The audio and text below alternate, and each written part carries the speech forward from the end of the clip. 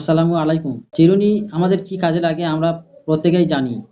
কিন্তু চিরুনি দিয়ে আরশোলা বা পোকা তাড়ানো যায় এটা আমরা অনেকেই জানি না। আপনি দেখবেন প্রায় বাড়িতে আরশোলা বা পোকা ঘোরাঘুরি করে। রাতে বিছানায় শুতে যাবে, দেখবে আরশোলা বিছানার ওপর চড়ছে। আপনি ঘুমাচ্ছেন, আপনার শরীরের ওপর দিয়ে আরশোলা ঘোরাঘুরি করছে। এরকম আরো অনেক ঘটনা আছে।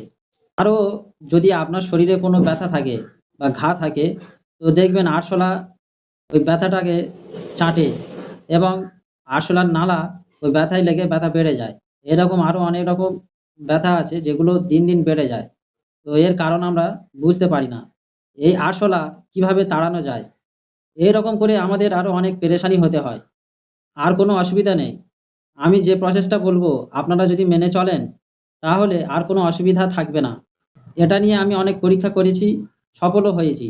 তাই আপনাদের বলছি, আপনারা মন দিয়ে শুনুন। হ্যাঁ, তার আগে বলবো খুব গুরুত্বপূর্ণ ভিডিও শেষ পর্যন্ত দেখুন আর চ্যানেলটি অবশ্যই সাবস্ক্রাইব করে নেবেন। ভিডিওটি উপকারী মনে হলে বেশি, বেশি করে শেয়ার করে সবার কাছে পৌঁছে দেবেন। আপনার বাড়িতে যদি চিরুনি থাকে, ছোট হোক বা বড়, যাই হোক, নতুন হোক বা পুরানো, ৩ টে ৪ টে বা ২ টো হলেও চলবে। রাতে যখন বিছানায় শুতে যাবেন, চিরুনিগুলো নেবেন। বিছানার উপরে চিরুনিগুলো ৩ জায়গায় ৩ টে বা ২ জায়গায় ২ টো, পায়ের দিকে একটা, মাথার দিকে একটা এরকম করে ২ টো ৩ টে দেবেন। তারপরে আপনি শুয়ে পড়বেন বিছানায়। এবার দেখবেন ম্যাজিক কাকে বলে। রাতে পরীক্ষা করে দেখবেন ওই বিছানার উপরে আর কোনো আরশোলা বা পোকামাকড় ঘোরাঘুরি করছে না। এটা 100% আমি গ্যারান্টি দিচ্ছি। বিষয়টি হাসির ছলে উড়িয়ে দেবেন না। আমি বলছি 100% কাজ হবে। আপনি পরীক্ষা করে দেখবেন এবং আমার এই ভিডিওতে কমেন্টে জানাবেন যে তথ্যটি ভুল না সত্য।